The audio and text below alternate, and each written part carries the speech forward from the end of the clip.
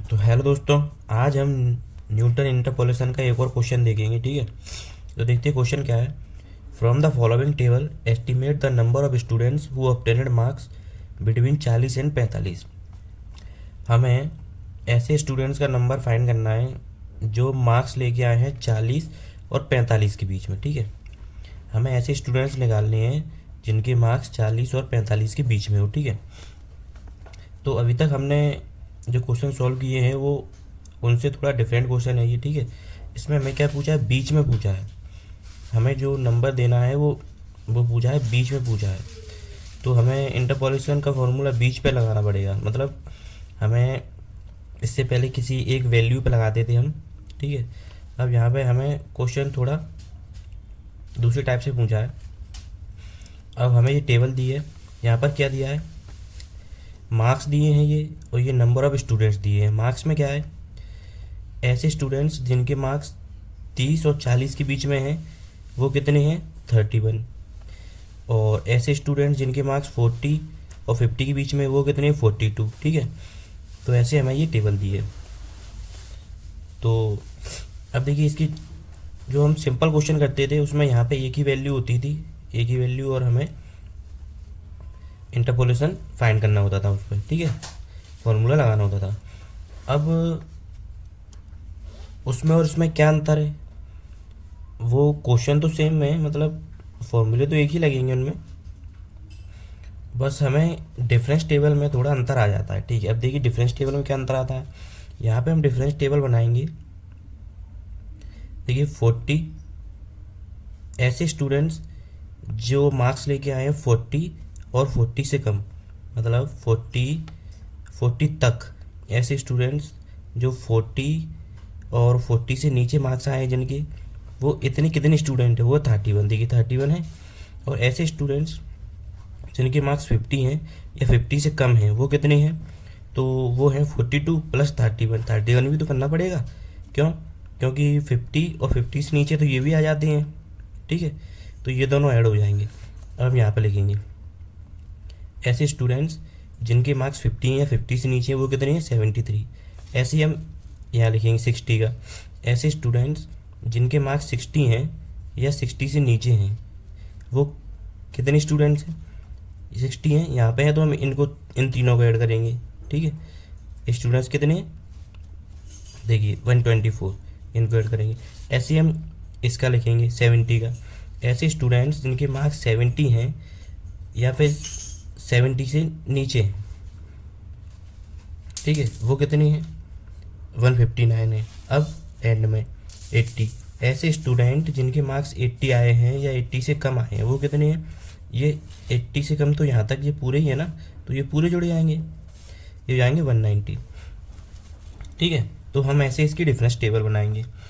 अब हम क्या करते थे, अब हम यहाँ पे देखेंगे कि इसको हम सॉल्व कैसे करेंगे बिटवीन, मतलब हम ऐसे स्टूडेंट्स की नंबर कैसे निकालेंगे जिनके मार्क्स 40 और 45 के बीच में आए हों। तो उसके लिए हम क्या करेंगे, देखिए 40 तो ये हो ही गया। ऐसे स्टूडेंट्स जिनके मार्क्स 40 हैं और 40 से नीचे हैं वो कितने हैं, 31। अब यहाँ पे सीधा 50 हो गया है। अब हमें क्या पूछा, 45। 40 और 45 के बीच में, मतलब यहाँ पे कहीं पे 45 होगा कि नहीं होगा, 40 और 50 के बीच में ही तो होगा यहाँ पे कहीं 45। ठीक है, तो अब हमें क्या करना पड़ेगा, 45 पे अपना इंटरपोलेशन फॉर्मूला लगाना पड़ेगा। और देखिए टेबल से यहाँ से हम देखेंगे तो स्टार्टिंग में ही आ रहा है, स्टार्टिंग में ही आ रहा है, तो हम क्या लगाएंगे, न्यूटन फॉरवर्ड का फॉर्मूला लगाएंगे। ठीक है, न्यूटन फॉरवर्ड का लगाएंगे।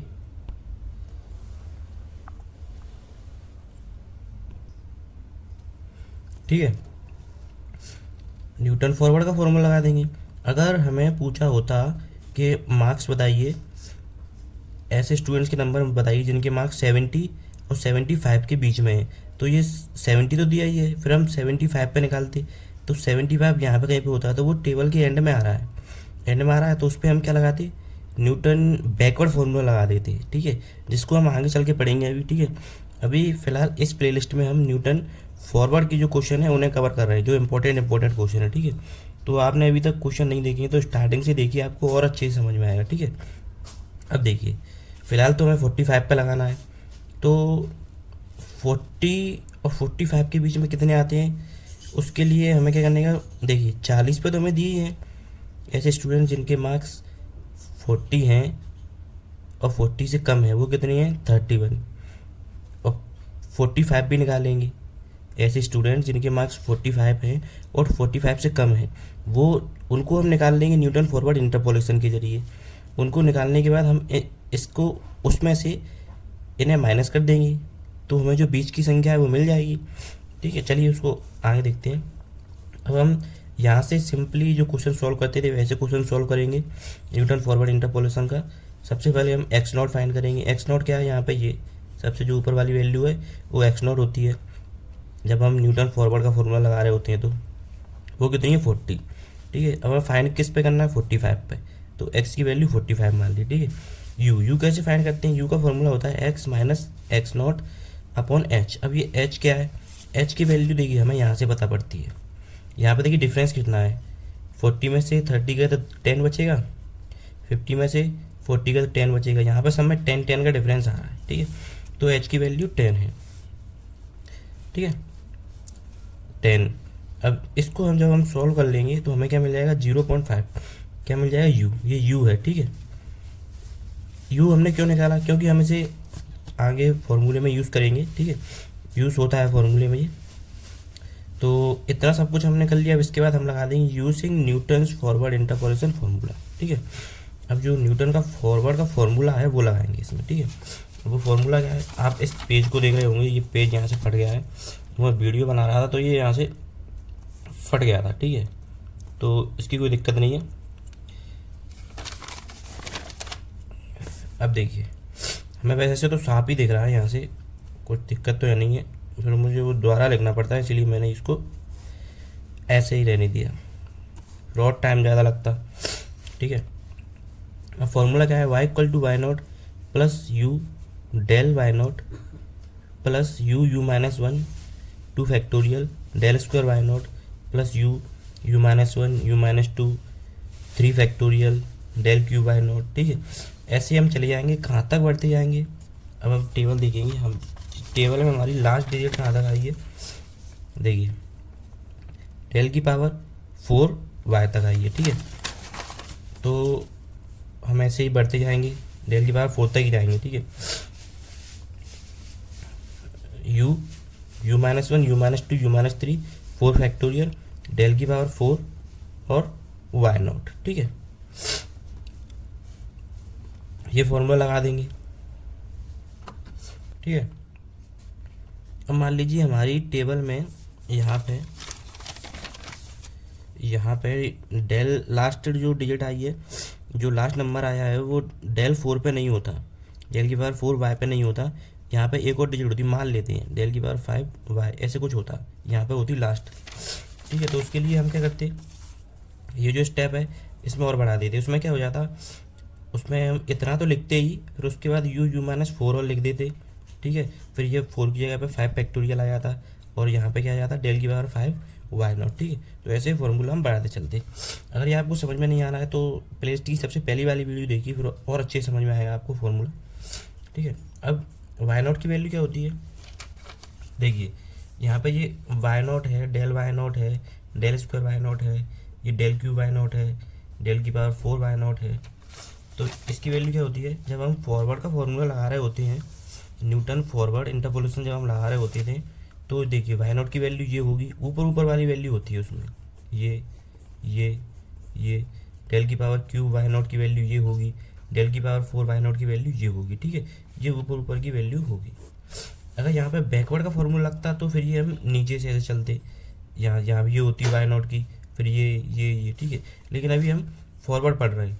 ठीक है, तो वाई नॉट की ये होगी, डेल की डेल वाई नॉट की ये होगी। ठीक है, डेल स्क्वायर वाई नॉट की ये, डेल क्यू वाई नॉट की ये, डेल की पावर 4 वाई नॉट की ये। ठीक है, और यू की तो ये है, ये 0.5। अब इसको फॉर्मूले में पुट कर देंगे, इससे फट नहीं जाए ज़्यादा, और ये सिंपल आराम से।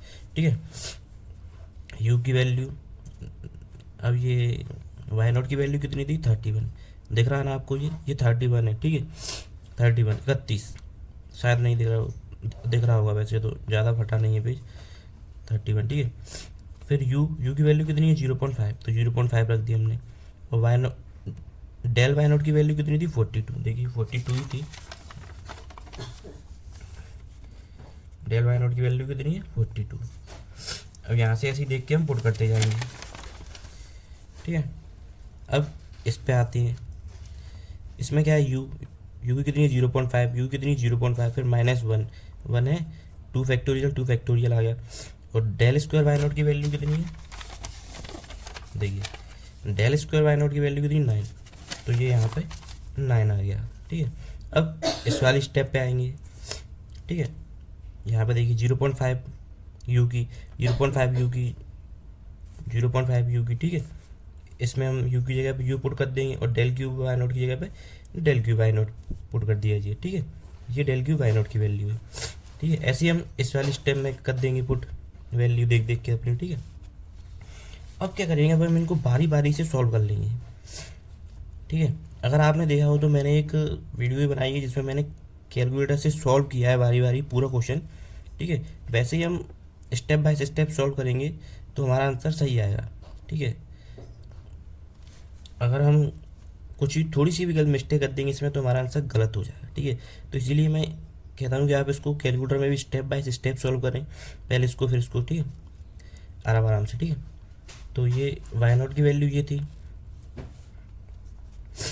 अब हम पुट करने के बाद यहाँ पर देखिए ये वाई नॉट की, ये तो यहाँ पर ये आ गया, सिंपल लिख देंगे।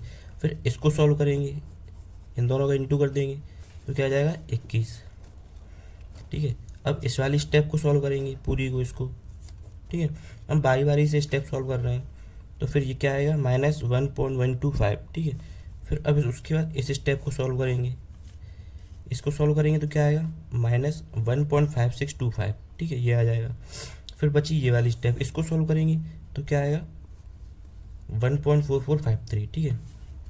आप भी इसको ऐसे ही सॉल्व करना। अगर आपको नहीं समझ में आ रहा हो तो मेरी एक वीडियो देखिए जिसमें मैंने कैलकुलेटर से सॉल्व करके बताया है, ठीक है। अब इसको हम सॉल्व कर लेंगे कैलकुलेटर से, तो हमें क्या मिल गया, ये 4.47.867। अब हम इसको 47867, अब इसको हम 48 मान सकते हैं, क्योंकि ये 48 के लगभग ही है, ठीक है। अप्रॉक्स 48 है, ये लगभग 48 है, ठीक है। अब हमने ये क्या फाइंड कर लिया, ये हमने फाइंड कर लिया ऐसे स्टूडेंट हैं जिनकी वैल्यू 45, ये ऐसे स्टूडेंट्स हैं 45 वो स्टूडेंट हैं 48 वो स्टूडेंट हैं जिनके मार्क्स 45 हैं या 45 से कम हैं, ठीक है। 45 है या तो 45 से कम है, ठीक है। अब हमने 45 पे ही फाइंड कर लिया। अब number of students who obtained marks below 45, देखिए 48, जो ऐसे स्टूडेंट जिनके मार्क्स 45 हैं या 45 से कम है वो कितने हैं 48, और ऐसे स्टूडेंट्स जिनके मार्क्स 40 हैं या 40 से कम है वो कितने हैं 31, ठीक है। ये तो हमारे टेबल में था ही, 40 या 40 कम कितने हैं 31, ठीक है। अब हमें फाइंड क्या करना था, 40 और 45 के बीच में ही तो फाइंड करना है, तो हमें 40 पे भी मिल गए और 45 पे भी मिल गए, ठीक है। 45 हमने इस फॉर्मूले से निकाल लिया ये, ठीक है, 48। अब हम क्या करेंगे, जो नंबर ऑफ स्टूडेंट्स हमें मिले हैं जिनके मार्क्स 45 और 45 से कम हैं वो कितने हैं 48, तो हम क्या करेंगे 48 माइनस ऐसे स्टूडेंट्स जिनके मार्क्स 40 हैं या 40 से कम हैं वो कर देंगे कितने हैं 31, तो हमें ये मिल गया आंसर 37। 48 में से 31 गए तो 17, ठीक है। तो ये हमारा आंसर है, ठीक है। नहीं समझ में आया, देखिए ये समझिए इसको, ये स्टूडेंट्स हैं, ये सब स्टूडेंट्स हैं, इसको लाइन में समझिए, ये सारे स्टूडेंट्स हैं जो क्या करते हैं 45, ये सारे स्टूडेंट्स हैं जिनके मार्क्स 45 आए हैं या तो 45 से कम आए हैं, ये इतने, ठीक है। अब ये स्टूडेंट्स हैं जिनके मार्क्स 40 आए हैं या 40 से कम आए हैं, ठीक है।